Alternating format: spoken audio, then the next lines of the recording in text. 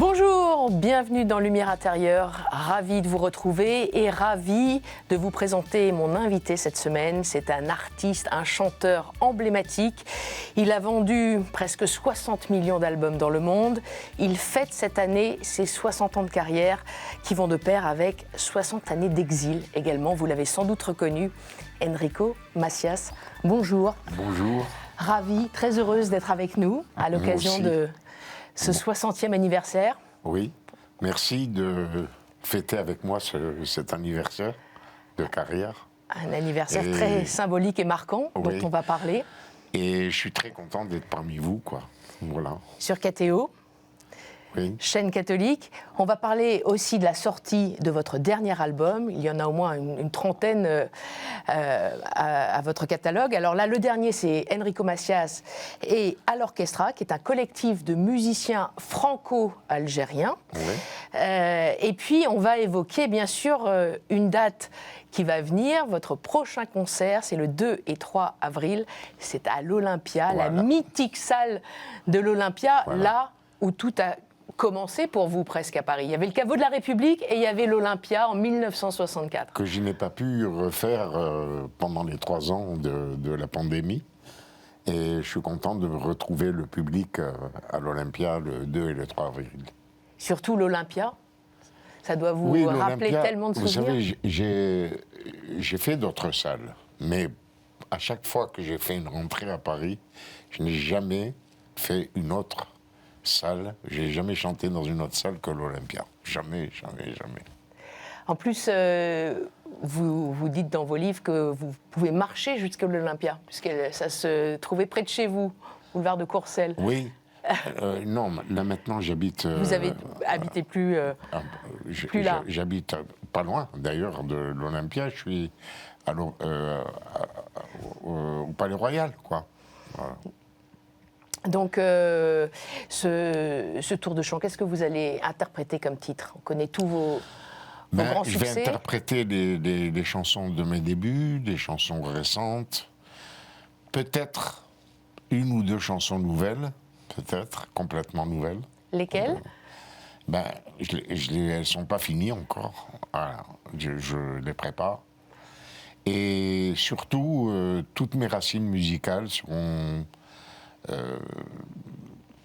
c'est-à-dire qu'il y aura aussi de la musique arabo-andalouse.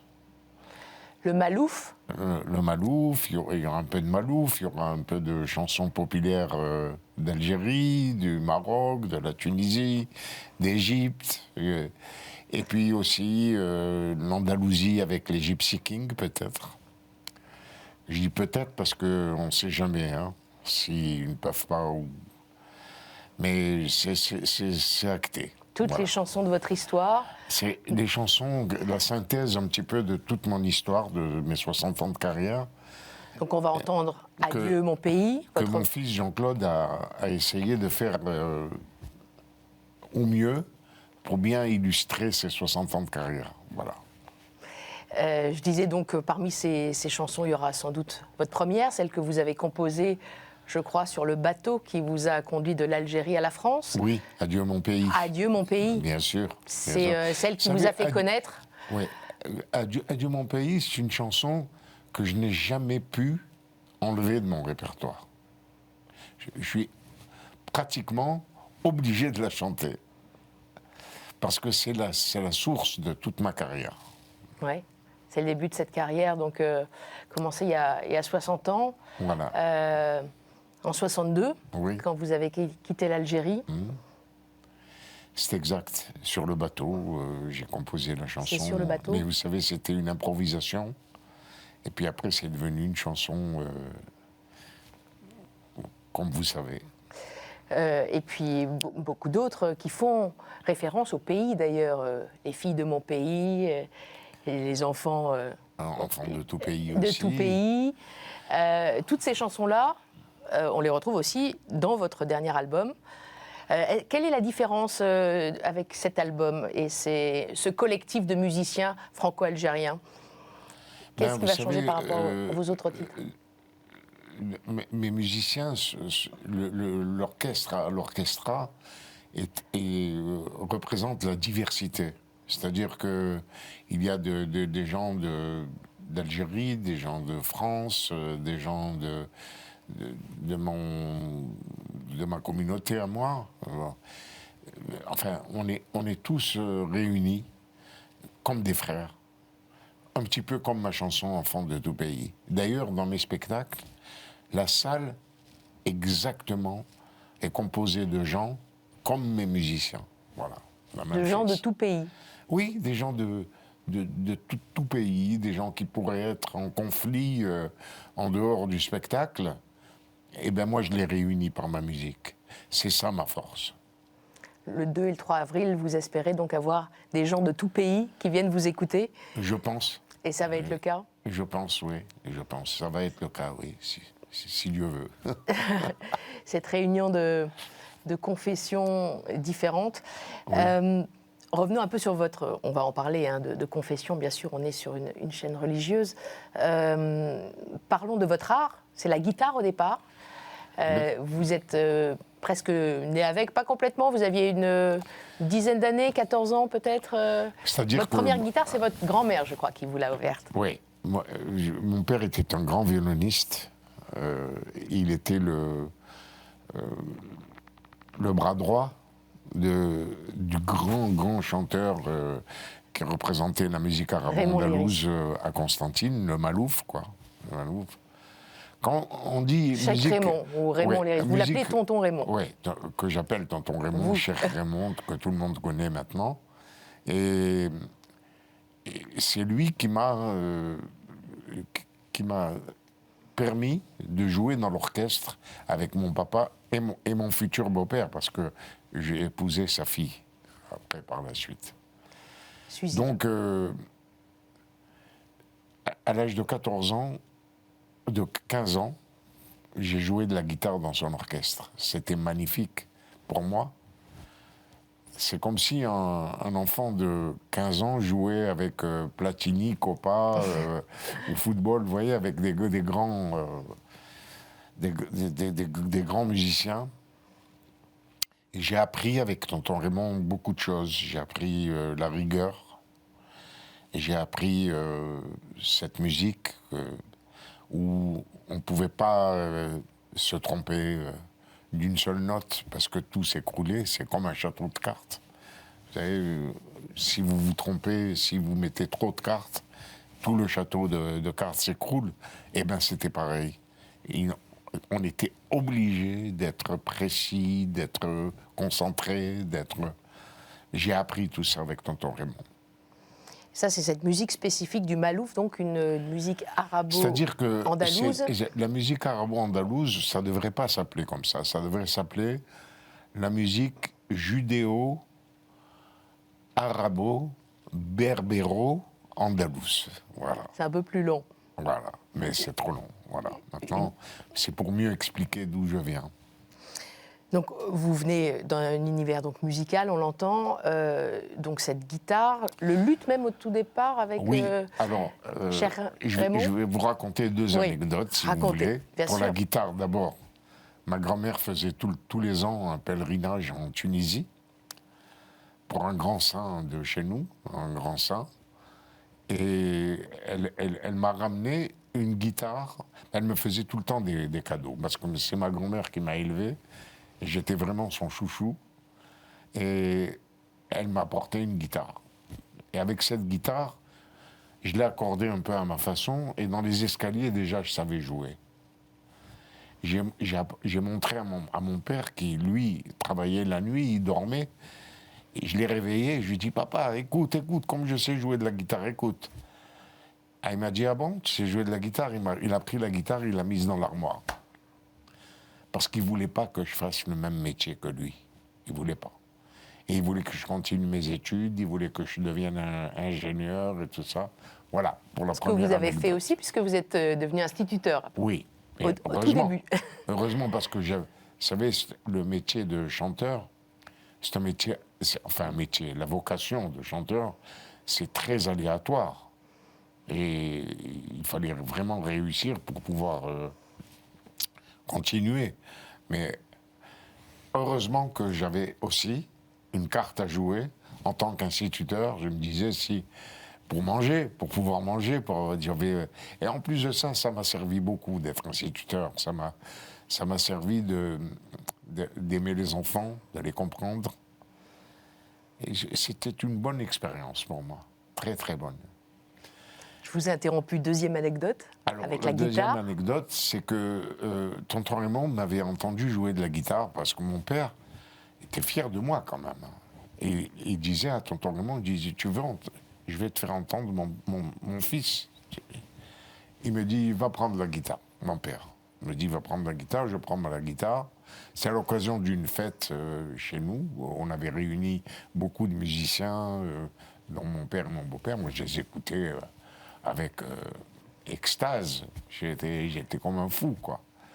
Et quand on m'a demandé de prendre la guitare, au lieu d'avoir eu peur, j'ai eu une joie intense. Donc j'ai pris la guitare, j'ai mangé la guitare. J'ai joué comme j'avais jamais joué, devant tonton Raymond. Il m'a pris, à part, il m'a dit, cette semaine, tu vas venir au magasin et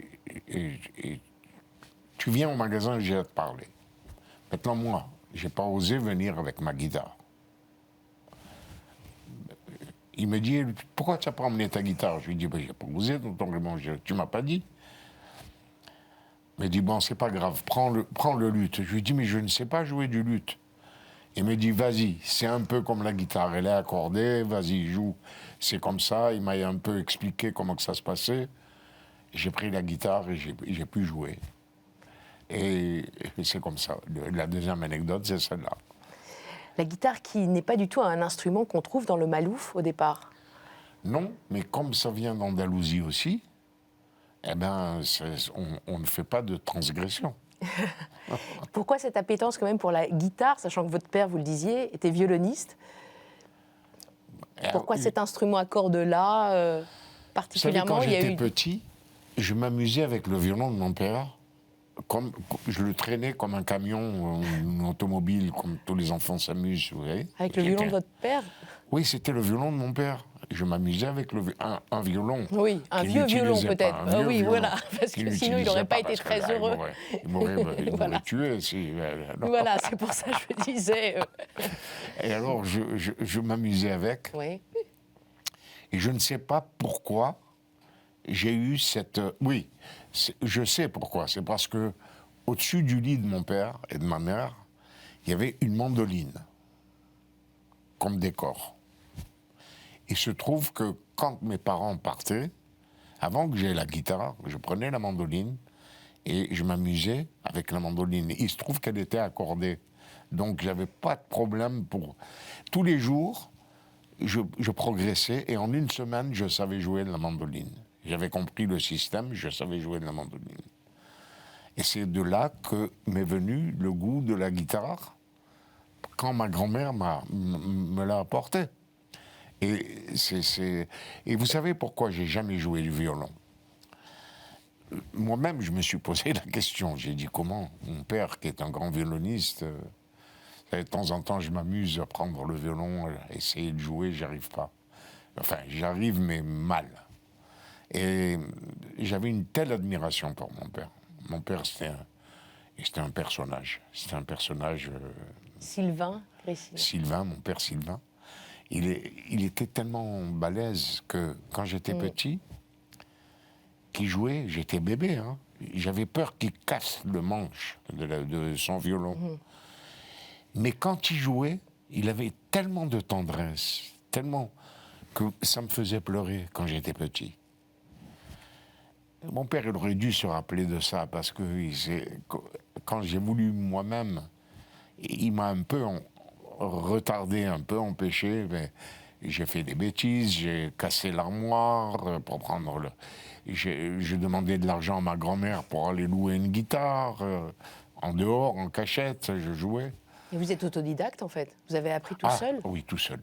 C'est incroyable. J'ai appris tout seul, et j'ai une mémoire auditive, de l'oreille incroyable, parce que c'est une musique qui s'apprend oralement. C'est une musique, on n'a pas de partition, rien, je ne connais pas le solfège. Quoique, quand j'étais petit, et j'avais 8 ans à peu près, je travaillais très bien à l'école. Et un jour, j'ai dit, papa et maman, je veux aller au conservatoire. Ah bon, j'ai été au conservatoire. Et en un mois, j'ai rattrapé tous les élèves qui avaient passé déjà 2 ans dans la classe. Donc j'ai fait des progrès immenses tout de suite. Vous savez comment je lisais les notes? Ben, je ne les connaissais pas encore. Je les lisais par le dessin. Je lisais le dessin du solfège, comme ça, et je devinais la mélodie, comme ça, par le dessin. Ça fait que le professeur était impressionné, il croyait que je connaissais le solfège, ça, pas du tout. C'est impressionnant. Voilà. Et après, la voix s'est posée sur la musique, finalement, parce qu'au départ, vous étiez guitariste. Alors, je vais vous dire, quand j'étais adolescent,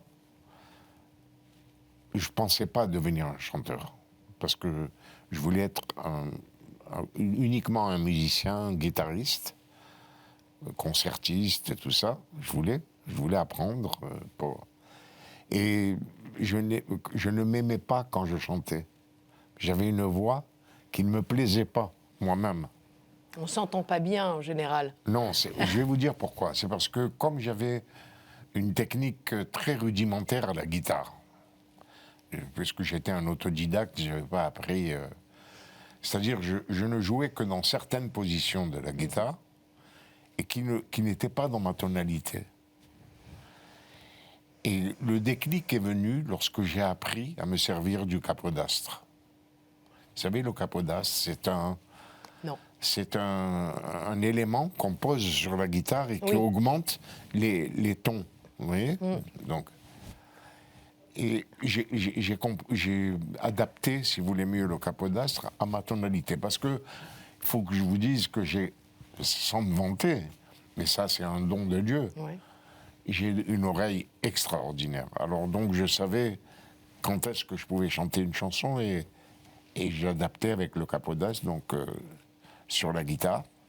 Et à ce moment-là, ma voix s'est révélée et c'est comme ça que j'ai décidé de chanter. Mais je ne chantais pas devant Tonton Raymond, jamais.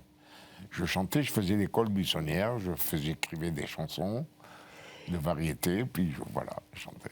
Et j'ai lu qu'à vos débuts, vous aviez du mal à vous défaire de votre guitare. Elle était toujours avec vous, vous jouiez toujours avec, et on vous a dit, bon, faudrait aussi parfois Quand j'ai commencé, oui, c'est vrai, c'est la vérité, mais vous êtes bien renseigné, hein, bravo. Lu un peu. Ben, vous savez, quand j'ai commencé à chanter, il n'était pas question que je chante sur ma guitare. D'ailleurs, je ne pouvais pas faire autrement, je n'avais pas de musicien. Donc, j'étais obligé de m'adapter. Puis quand j'ai eu des musiciens, petit à petit, je ne me séparais jamais de ma guitare. Jusqu'au jour où Suzanne Gabriello, je ne sais pas si vous vous rappelez d'elle,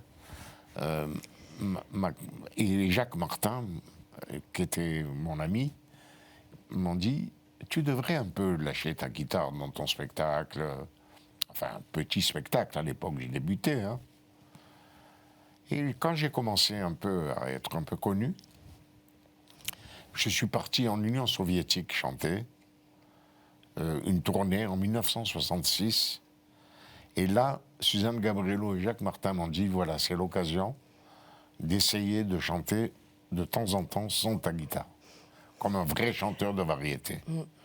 Alors, j'ai lâché dans certaines chansons. Donc à chaque fois que je reprenais la guitare, c'était bien parce que ça mettait en valeur les chansons avec ma guitare.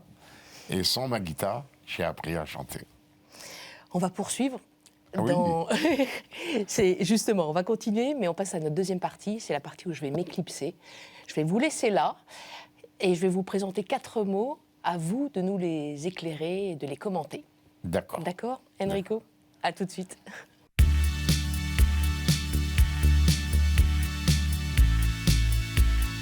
Enrico. Oui. Est-ce que vous êtes bien? Oui, ça va. Ça va. Allez, je vous propose le premier mot. Oui. C'est le mot inspiration.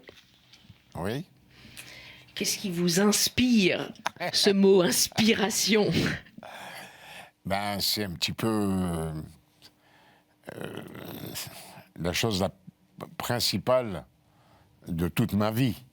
Parce que on cherche toujours l'inspiration. Mais vous savez, l'inspiration arrive tout le temps quand on s'y attend le moins. Donc, on ne peut pas forcer à être une inspiration. L'inspiration, ça arrive vraiment, c'est un petit peu un don de Dieu, quoi. C'est vrai que vous parliez de Dieu tout à l'heure. Vous pensez que justement, c'est lui qui vous a inspiré vos chansons ? Qui vous a insufflé ce don que vous avez ? Je pense que oui, mais c'est difficile de l'expliquer concrètement. C'est quelque chose qu'on ressent. Comme l'inspiration, ça nous vient d'ailleurs. Quand je dis d'ailleurs, c'est d'en haut, quoi, du ciel.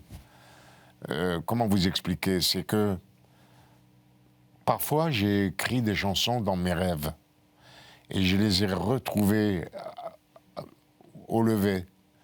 Et au lever du jour, je me suis rappelé des chansons que j'avais écrites pendant que je rêvais.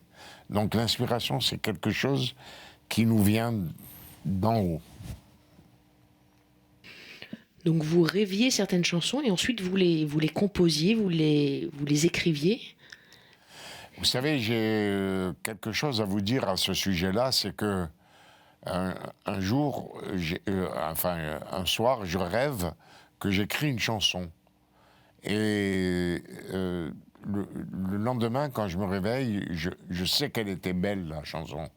Mais j'arrivais plus à la retrouver. Et je reçois un appel de mon parolier favori, qui malheureusement nous a quittés maintenant. C'était Jacques de Marny. Jacques de Marny, avec qui j'écris presque tout mon répertoire, enfin 90% de mon répertoire. Et il me téléphone, il me dit, je suis avec quelqu'un qui n'est pas un professionnel d'écrire des textes. Et il m'a apporté un texte qu'il a écrit lui-même, qui s'appelle Le Grand Pardon. Et là, j'ai eu un choc, parce que dans mon rêve, c'était ça, c'était le Grand Pardon. Mais je n'ai pas voulu lui dire. Il est venu avec ce professeur de français qui avait écrit cette chanson, le texte. Et quand ils m'ont présenté le texte du Grand Pardon, ma musique est revenue. Et en lisant le texte, j'ai composé la musique. Enfin, j'ai récité la musique. Voilà. Donc c'était... personne ne me croira, mais je sais, mais c'est vrai, ça s'est vraiment passé. La musique vous est revenue, celle dont vous rêviez en fait. Oui, parce qu'il me disait... Et que vous aviez oublié. Oui, mais elle est revenue avec le texte. Je lisais Abraham a eu 2 enfants. Et en lisant, j'ai fait Abraham a eu 2 enfants. Ismaël, Israël. Ils sont devenus fous. Ils ont dit mais comment tu as trouvé ça tout de suite comme ça ? J'ai pas voulu leur dire que c'était un rêve. Après, ils l'ont su. Vous avez eu d'autres expériences comme ça, en lien avec le mysticisme, la foi, le chant, la chanson, la musique ?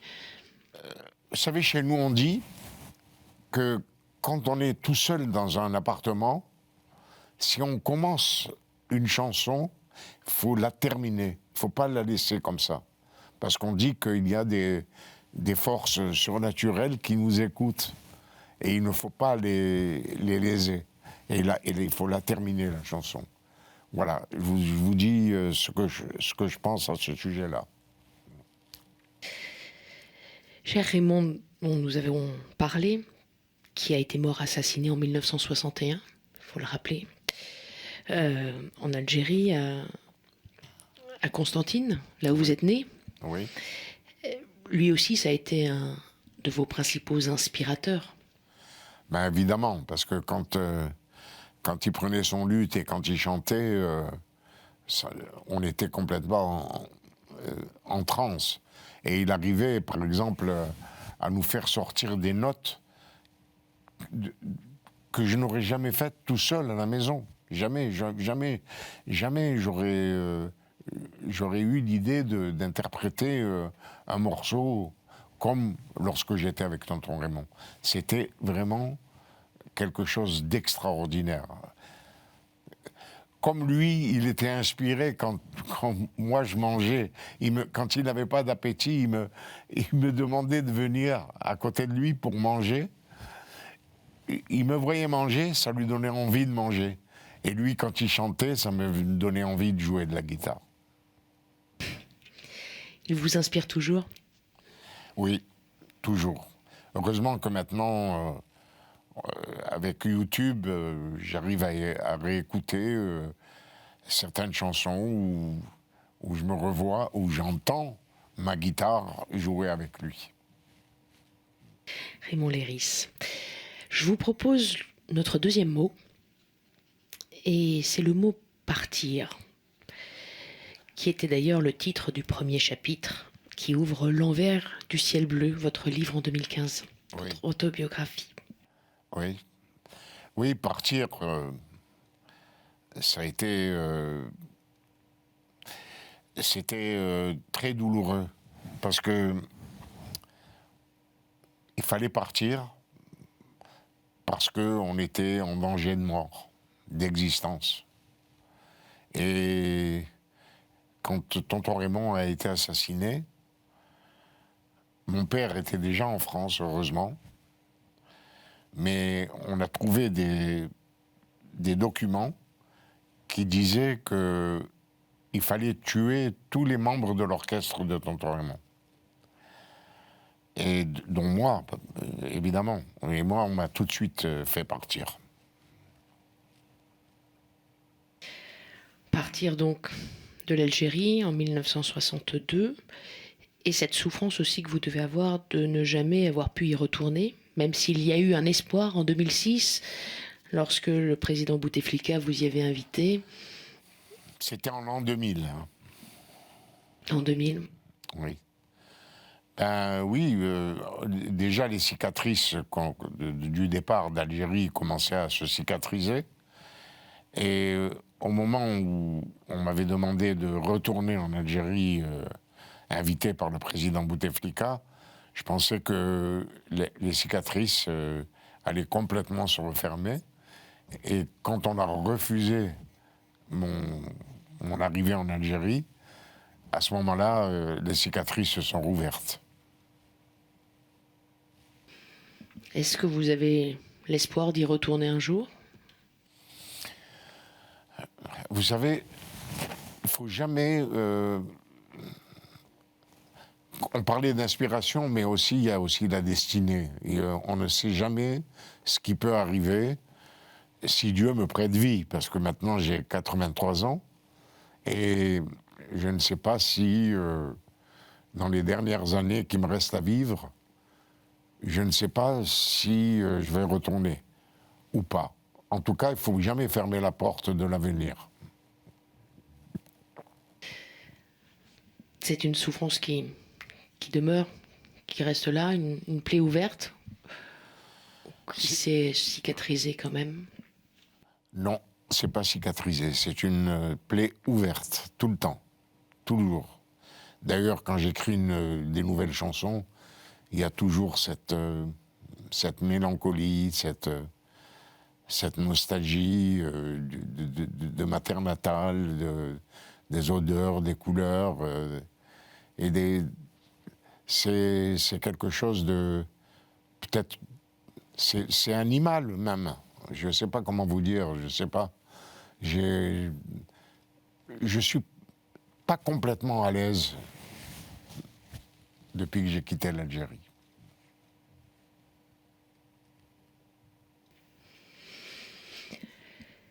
Comme ce deuxième mot, c'est partir, je pense aussi au départ des êtres chers. On a parlé de celui que vous appelez tonton Raymond, c'était en 1961. Il y a votre frère aussi, Jean-Claude. Mon bon frère Jean-Claude, ça a été une catastrophe pour moi. Il est parti en 1965. Il était en tournée avec Serge Lama. Et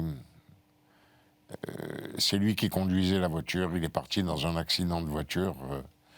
Et Serge Lama, j'étais très heureux pour lui qu'il soit resté en vie, mais malheureusement, il a eu beaucoup de séquelles à cause de cet accident. Et j'ai tout fait dans ma vie pour l'aider un peu, parce que je ne pouvais pas le soigner. Je ne suis pas docteur. Mais j'ai essayé de l'aider.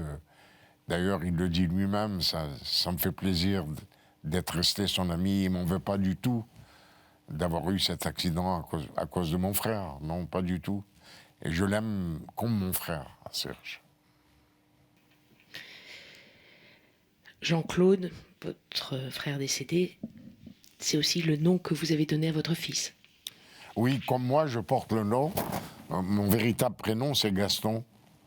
Et je porte le prénom d'un des frères, enfin, du seul frère de mon père, qui est décédé aussi.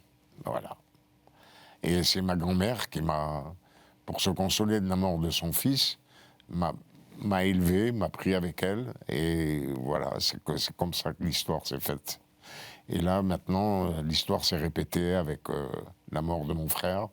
Et puis, heureusement, la naissance de mon fils Jean-Claude, qui j'espère une très très longue vie. Bien sûr. J'ai aussi évoqué le 3e départ d'être cher. Ah ben oui. Le plus récent, votre épouse. Ma femme, Suzy. Votre 2e mois, j'ai lu.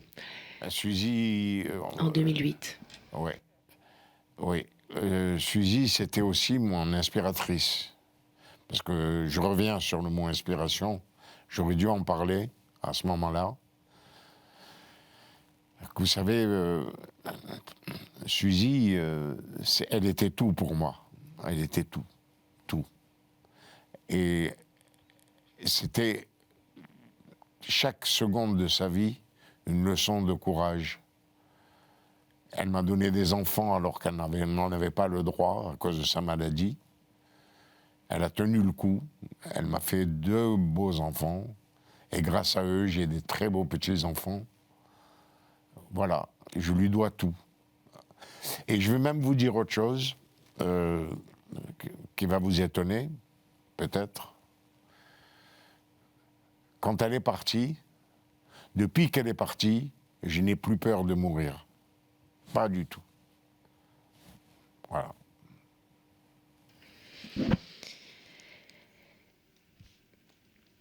On va passer au 3e mot, qui correspond un peu à ce que vous venez de dire, puisque c'est le mot paix. Ah oui, la paix, bien sûr, j'ai chanté la paix parce que en 1963, j'ai écrit une chanson qui s'appelle « Enfant de tout pays ». Donc c'était à 1 an ou 2 ans, disons, après mon départ d'Algérie. Et au lieu de chanter la revanche, le ressentiment, j'ai chanté l'amour. J'ai chanté l'amour avec la chanson « Enfant de tout pays » parce que, pour moi, ma seule philosophie, si vous voulez mieux, mon seul but, c'est la fraternité entre tous.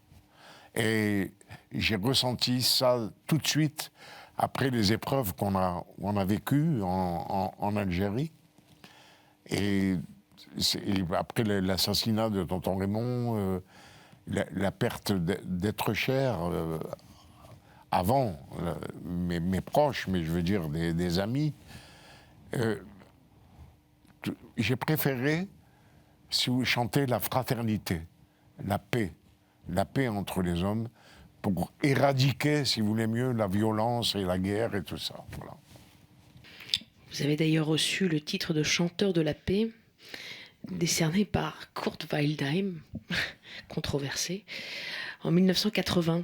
C'est en reconnaissance de votre engagement pour la paix dans le conflit israélo-palestinien, notamment. J'aurais préféré avoir ce titre par un autre homme que Kurt Wildheim, qui était un descendant nauséabond de l'époque de la Deuxième Guerre mondiale. Je l'ai appris par la suite. Évidemment, je n'ai pas eu de rapport avec lui à cause de cela. Quand j'ai appris que c'était un partisan d'Hitler. Et coïncidence, il m'a nommé chanteur de la paix, mais je ne savais pas que c'était... Parce que si je savais que c'est ce que je savais de lui après, j'aurais pas accepté cette médaille, quoi. Mais vous êtes quand même un chanteur de la paix, notamment, j'en parlais, pour lutter contre ce conflit israélo-palestinien qui perdure. Vous avez toujours voulu cette paix entre les trois religions du livre. Votre chanson « Noël à Jérusalem », c'est une chanson œcuménique. C'est vrai, c'est vrai. Vous savez, cette chanson, ça représente un petit peu la solution de tous les problèmes qu'il y a au Moyen-Orient. Si on écoute bien les paroles, on s'aperçoit que le jour où on passera un Noël à Jérusalem et que les trois religions se réuniront pour fêter ce Noël, ça serait vraiment le plus beau jour de ma vie.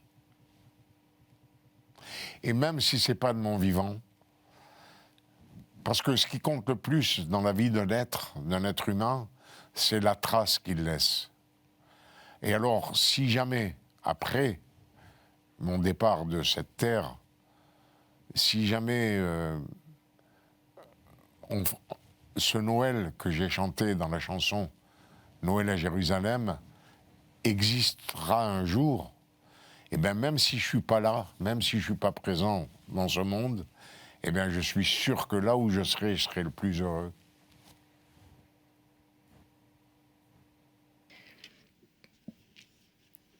Vous fêtez Noël ?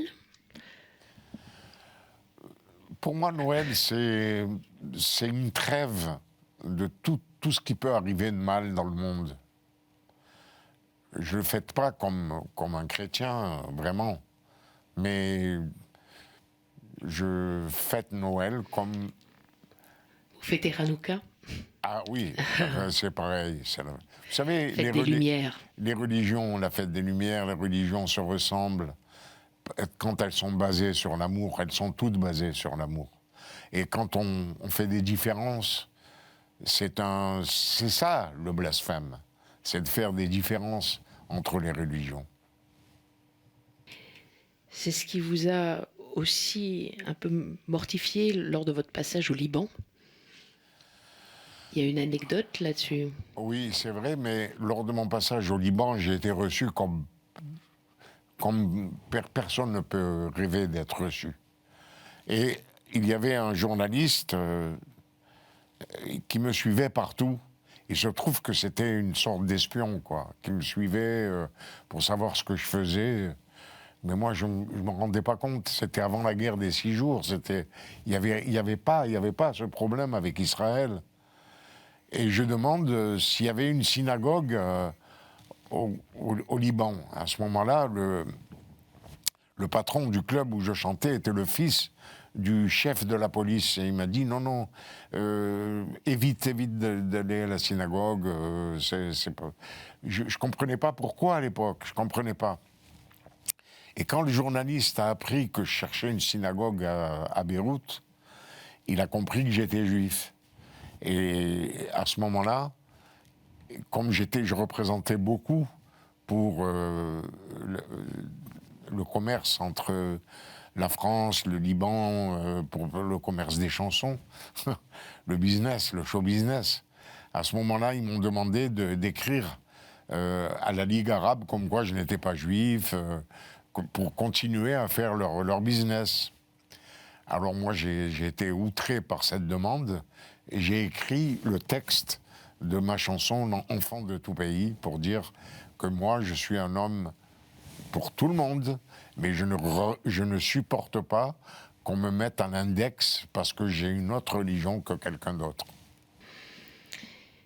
Et vous n'êtes plus accueilli, plus le bienvenu au Liban, depuis. J'ai cru lire.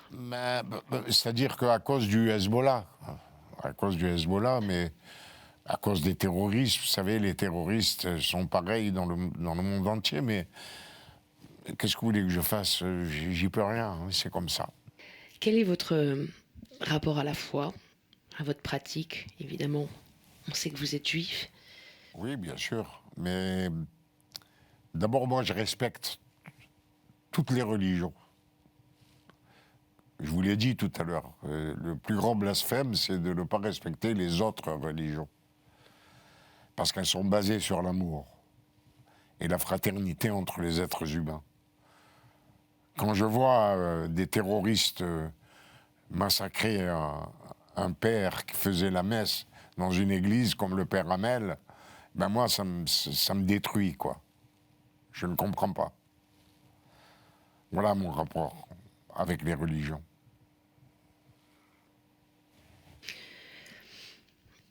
Et comment est-ce que vous envisagez l'au-delà, la mort? Ah, je vous ai dit tout à l'heure que depuis que ma femme est partie, Suzy, je n'ai plus peur de mourir. Je n'ai plus peur de mourir parce que, ne serait-ce que par respect pour Suzy, avoir peur de mourir, ça veut dire que je condamne sa situation. Pas du tout.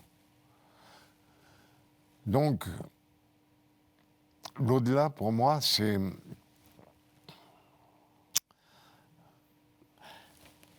une autre dimension. C'est une dimension du monde dans lequel on vit, la Terre. C'est une dimension qui complète tout ce qu'on a appris sur Terre, qui malheureusement n'est pas fini. Alors donc, l'au-delà nous permet de compléter ce qu'on n'a pas encore appris. Je ne sais pas si je me fais bien comprendre. Oui. Merci Enrico, je reviens auprès de vous. D'accord. À tout de suite. Oui.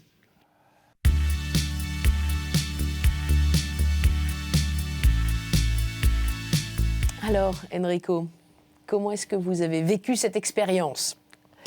Seul devant des mots. Ben ça a l'air facile, hein. C'est pas très difficile pour moi. Pas très difficile. Mais moi, ce qui me gêne le plus, c'est la barbarie. C'est de ne pas vivre en paix. On ne vit pas en paix. Quand je vois... C'est le mot qui vous a le plus marqué parmi les mots proposés, oui, la paix? Oui, la paix. Ouais. Parce que la paix, c'est pas seulement un acte qu'on signe entre deux pays. Mais la paix, c'est la paix aussi intérieure. La paix, c'est aussi l'apaisement. C'est aussi de vivre sans obstacle. Vivre sans obstacle et de vivre la vie qu'on veut vivre. C'est ça la paix. Est-ce que vous êtes un homme apaisé aujourd'hui? Pas totalement. Pas totalement quand je vois tout ce qui se passe. Non, je ne suis pas apaisé. Je ne suis pas apaisé quand je vois des gens qui se font décapiter encore. On croyait que ça se passait qu'au Moyen-Âge, mais là, en l'an 2000 et quelques, des gens qui se font décapiter, des femmes qui ne peuvent pas sortir la nuit parce qu'elles ont peur d'être agressées. Ça me désole, quoi. Vous savez, s'il n'y a pas d'amour, s'il n'y a que la violence, on ne peut pas vivre heureux. On ne peut pas vivre heureux. Vous êtes encore... Vous savez, quand je dis ça, je ne pense pas à moi. Je pense à ceux qui souffrent. Quand on rejette, par exemple, des populations entières qui sont obligées de quitter leur pays pour venir vivre ici, ou non, on oublie que ce sont des êtres humains. Ce sont pas même les animaux, ils trouvent un refuge quand ils font leur changement de vie. Ils vont d'une terre à l'autre, les poissons aussi. Et nous, les êtres humains, quand on n'est pas heureux dans un pays et qu'on veut habiter dans un autre pays, on les rejette. Mais on n'a pas le droit, quoi. Je suis malheureux pour eux. Je suis malheureux pour eux. On sent votre colère, la souffrance que vous exprimez. Oui, oui, c'est pour une eux, souffrance. cette empathie. C'est une souffrance, parce que la souffrance, n'est pas seulement ce qui m'arrive à moi, c'est ce qui arrive aux autres. Et tout le monde, si tout le monde était concerné comme moi, on n'aboutirait pas à ce genre de choses. Vous avez beaucoup de compassion en vous. Souffrir avec, compassion. Ça aurait pu être l'un des mots. Je dis pas, je suis pas arrivé à ce stade. Non. Souffrir avec, non. Mais souffrir pour. Souffrir pour. Il y a beaucoup de choses, vous en parliez, des choses qui vous choquent. On pense évidemment aussi à Samuel Paty, au père Hamel. Oui, et bien d'autres. Et aux Aratois, les enfants qui ont été assassinés à l'école juive de Toulouse. Ouais. Non, tout ça, c'est... Je pense, alors, Sarah Halimi, par exemple. Sarah Halimi, elle a été torturée. Et on n'a même pas fait une enquête pour déterminer qui sont les gens qui ont fait cette horreur. On n'a même pas. Elle est partie comme ça. Et il se trouve que Sarah Halimi est une parente à moi. Et moi, je ne savais pas. Et c'est une parente. Sa grand-mère, c'est la sœur de mon grand-père.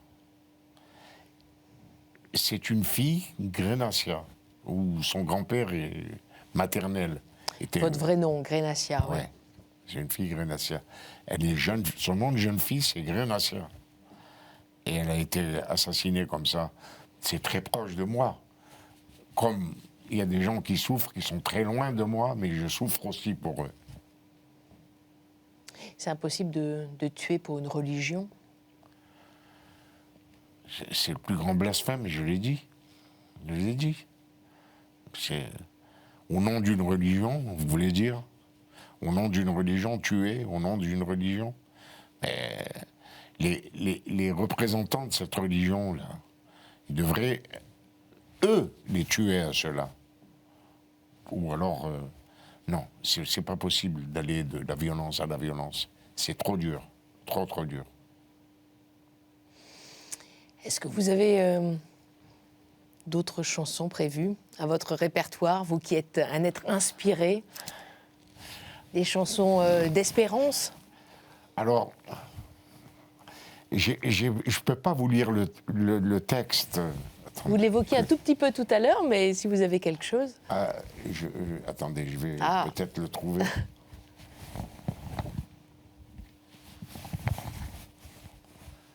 C'est une chanson qui m'a été écrite par les paroles par Fred Zetoun. Ça s'appelle « Une main devant, une main derrière ». Ah. Au matin de mes 120 ans, lorsqu'il sera peut-être temps d'aller dans l'intergalactique, conquérir un autre public, lorsque l'heure sera bien venue, lorsque mon cœur sera repu, de tant d'amour et de succès, je sais que je m'envolerai. Une main devant, une main derrière. Comme je suis arrivé sur Terre, je repartirai simplement, une main derrière, une main devant. Dans les coffres forts des notaires, je ne serai pas une affaire. Je laisse tous mes refrains au vent. Une main derrière, une main devant. J'ai tant vécu de grands bonheurs. J'ai tant rencontré de seigneurs que rien ne pourrait acheter tous ces rêves réalisés. À moi qui n'en attendais rien, la vie m'a offert un destin. À voir le chemin parcouru, mon Dieu, que demander de plus? Une main devant, une main derrière.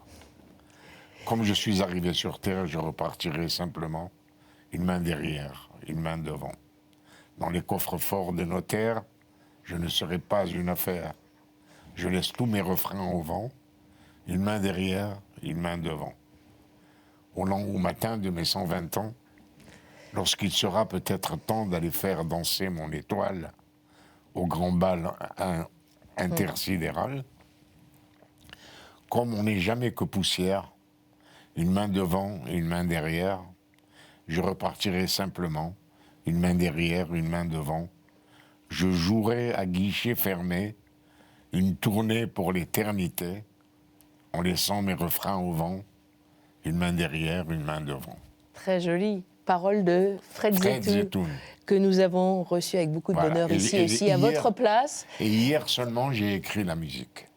Et qui vous prédit donc 40 années encore de succès. Je ne sais pas, jusqu'à 120 ans. Jusqu'à 120 ans. On dit ça comme ça, mais on ne sait pas. C'est comme Moïse, un peu.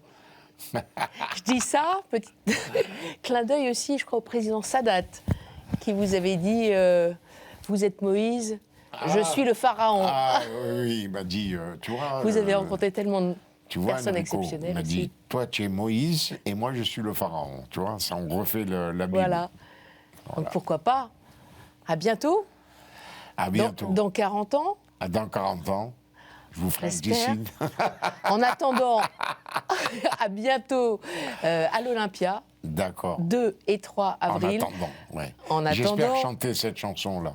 Oui. À l'Olympia. Ah bah oui, justement. J'espère la chanter. Voilà. Donc c'est une main devant, une main derrière. Une main devant, une main derrière. C'est le titre. Ouais. Signé Frédéric Zetoun, super. Voilà. Et puis, évidemment, on vous retrouve aussi dans les bacs avec ce nouvel album Enrico Macias et Al Orchestra, donc un collectif de musiciens franco-algériens. Un grand merci de votre présence, de votre lumière, de votre chaleur. Merci beaucoup, Monsieur Macias. Je vous remercie pour votre bienveillance aussi et votre